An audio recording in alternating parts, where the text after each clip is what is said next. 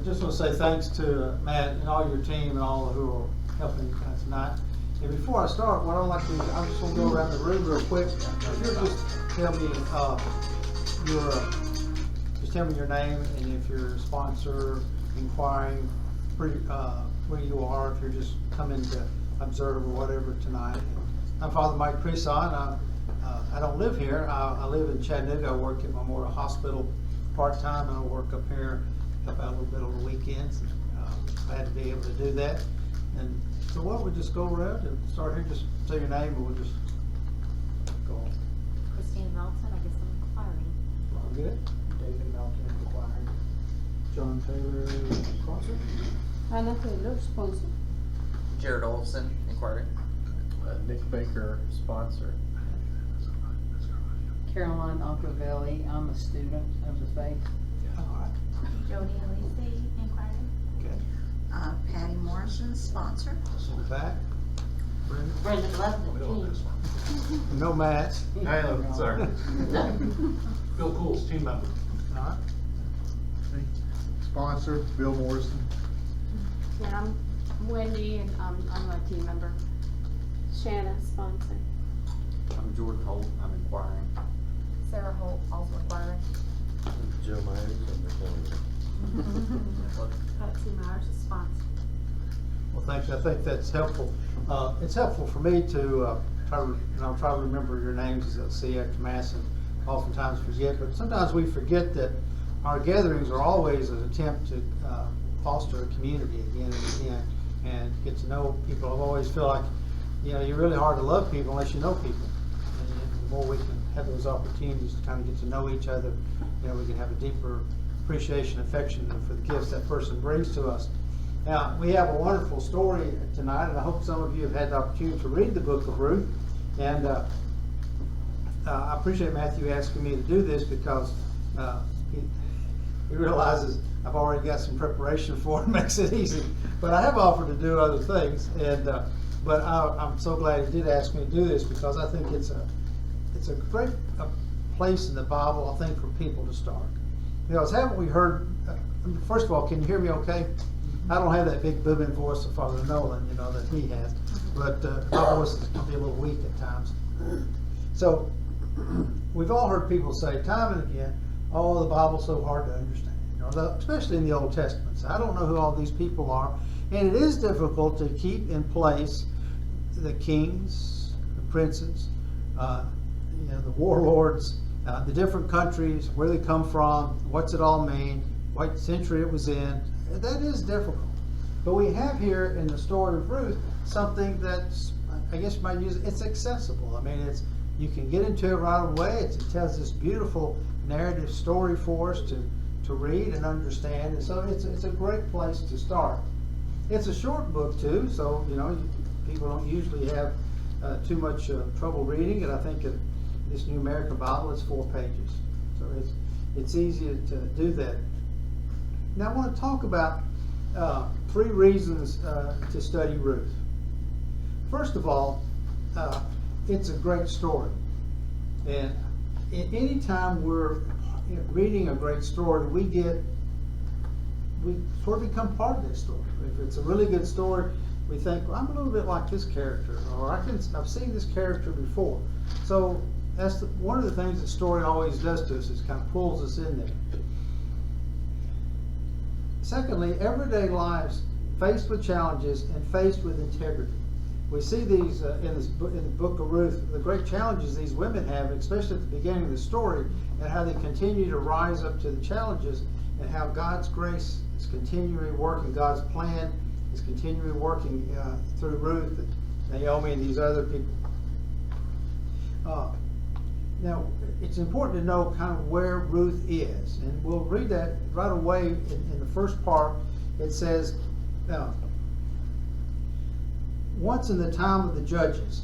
Now, before King David came on the throne, Israel was ruled by the judges, and it seemed to be a time where the people had become unfaithful and turned away from God. That was a continuing issue for the people this time, is to be attracted to foreign gods, and the Lord is always calling the people, come back to me, come back to me. And as people would go to different and various foreign gods. So we're going to jump into Ruth here. And before we start, does anybody have any questions about the book of Ruth? Anything before we get started? Anybody have any concerns or things about it before we start? Now, we have Naomi, who is one of the principal characters. What's happened is Naomi and her husband Eleazar are in Bethlehem, and the famine has struck the land, and so they're going to the land of the Moabites, and it talks about that early on. And I've been trying to do more and more research, finding out who the Moabites are. Now, one of the things you have to remember in history, we're always limited to those things that exist to tell us about history. We don't have a lot of things that the Moabites have left us. You know, and I don't even know if they call themselves the Moabites. You know, they may have had another way that they called themselves. We know a little bit about their god, the Moabite god, but they have a lineage with Israel. So, you know, they have some common, and we'll see that in the story, how they have a connection. So the word Moab comes from the story of Sodom and Gomorrah. When it is destroyed, Lot leaves and his daughters get Lot drunk, and they think it's like the end of the world. So they get their father drunk, and they have children by their father. And Moab is one of the children. And Moab is that's where that's where the Moabites come from. I don't know if that's what the Moabites called themselves. You know, I don't know if they saw it in a different way. But there has been some research, archaeological research, in there. It was called the Stone of the Moabites, that gives a lot of information about who they are. They worshipped a different god. They were, but not the God of Israel as we would understand that. So Naomi and her husband and their 2 sons, they go in to the land of Moab where things are better, but things fall apart right away. Naomi's husband dies, and then 2 sons then marry Moabite women. Come on, have a seat, join us. Sorry, guys. It's okay. It's okay. We're talking about the book of Ruth. And so they marry, the 2 sons marry Moabite women. Well, what happens right away is also the 2 sons. So you have 3 men have died. Naomi's husband, and so there's Ruth and Orpah are the 2 women, Moabite women, who have married their sons. Well, Naomi understands that things are better in Bethlehem, so she is going now to go back home to Bethlehem, and she tells her daughters, you know, y'all need to stay here. You know, you're Moabites, and she knows that, you know, things are not going to go well for them if they go back to Bethlehem, because the Moabites and the Israelites were considered enemies of each other. And Orpah decides that she will stay. And it's an interesting story about Orpah. You know, Oprah Winfrey, supposedly her name was supposed to be Orpah. And there was a misspelling or something, and that's how she came up with Oprah. I don't know if it's Midrash. Midrash is something that makes a good story. It could be true, might not be true. So, or if that's really what happened, that sounds reasonable. So, but the other daughter, Ruth, says, no, I'm going to go with you. And she has this classic line. I'll read this. See now, she said, your sister-in-law has gone back to her people and her God. Go back after your sister-in-law. But Ruth said, do not ask me to abandon or forsake you. For wherever you go, I will go. Wherever you lodge, I will lodge. Your people shall be my people, and your God, my God. Wherever you die, I will die, and there be buried. May the Lord do so, and so to me. And more besides, if aught but death separates me from you. Naomi then ceased to urge her, for she saw she was determined to go with her. So, just to be clear, now, Ruth has made her decision out of great love and loyalty, especially to Naomi. She's going to accompany her back to Bethlehem. Well, this is not going to be an easy thing, because you have 2 women now who have no men in their lives. At this time, in the ancient Near East, or Middle East, if you will, that was not an easy situation to be in. And they're going back to Bethlehem, where they hear things are a little better, but they're not great. And so right away when they get back to Bethlehem, they realize, well, we've got to get something to eat. And so what happens? You know the story. She goes. Ruth says, well, I'm going to go out into the field where they're harvesting. And who do they meet from Alabama? Huh? What's his name? Boaz. Been to Boaz, Alabama, haven't you? Used to have, you remember many, some of you are not old enough, but Boaz was famous. Many years ago, they had this big shopping thing down there. Remember that? Didn't people, they took buses down there to go to Boaz, Alabama on Sand Mountain. And I don't know if that even exists anymore, but I remember, I never went, but I remember people saying, we're going to Boaz.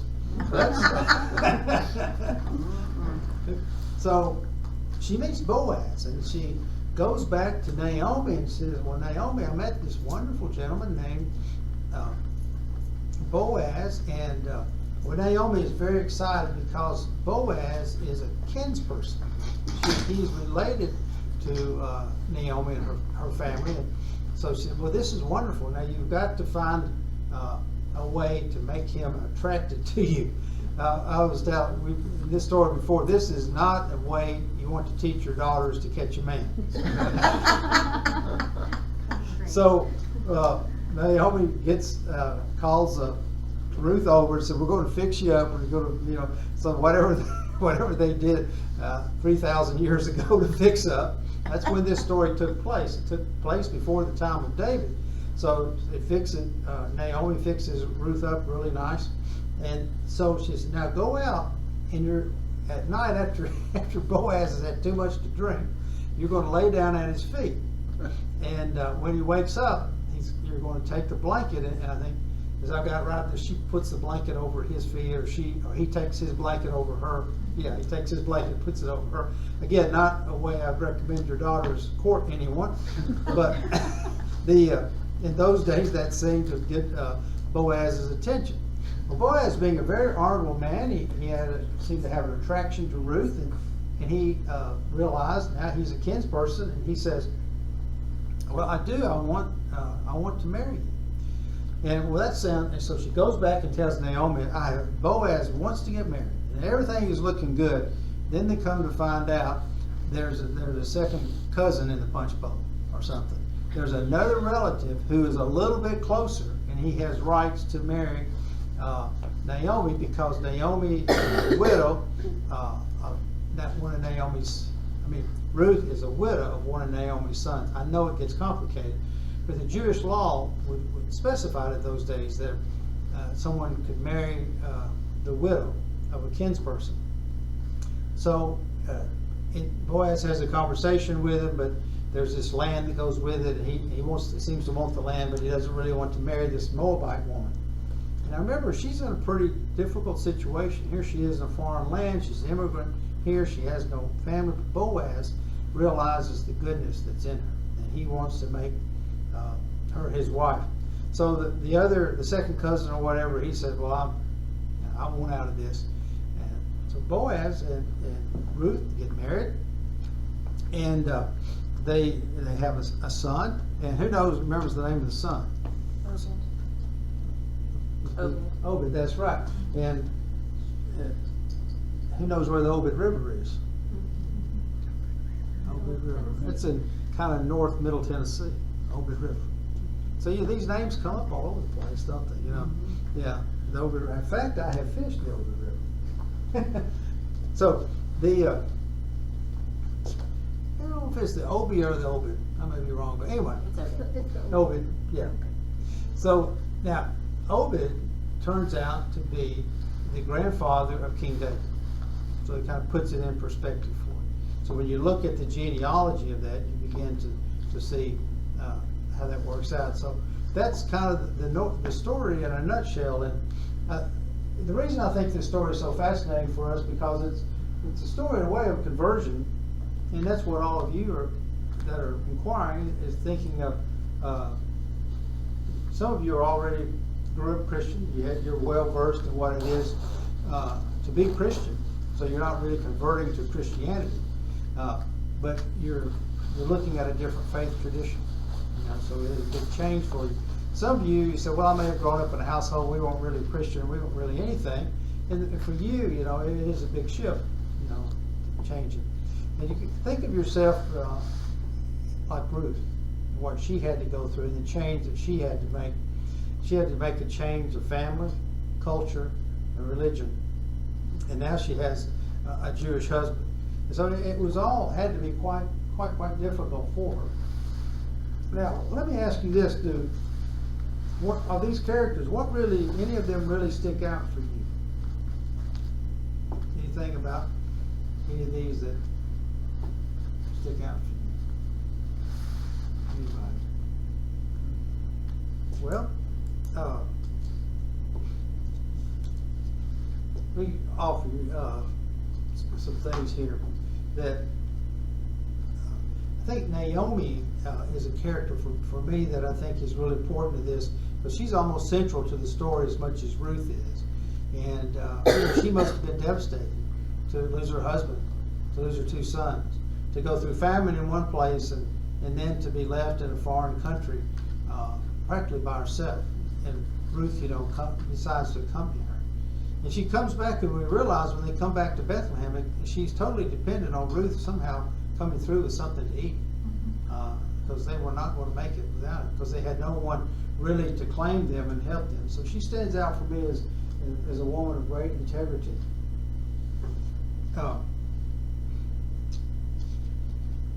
Naomi in the story likes to change her name to Mara, meaning, you know, that she's in this stage of grief, you know, because of the loss of her husband and her children. Boaz is referred to as kinsman redeemer. So, well, those are my thoughts on the book of Ruth. And Matthew, I wanted to see anything you wanted to add to what we're doing. I mean, when you guys read through the story, did any of this kind of trigger anything in you when you were thinking about coming into the church? Did you see any comparisons between yourself and Ruth? That's a good question. Maybe the commitment that Ruth had for Naomi is the commitment you have to the church. Yeah, and you know, Ruth was leaving something she was comfortable with. I mean, a culture and a religion that, I don't know, I guess she was comfortable with it. We don't know that, but she was familiar with it. And now she was going to you know, as she goes across the Jordan, she has no idea what's over there. And that was the Jews were the enemies of the Moabites. And so she was really taking a chance, but she had this great loyalty to Naomi. That's good. Any other questions? I think there's so many beautiful things about Ruth. Her loyalty, her gracefulness, how she very humbly followed each step that she needed to take.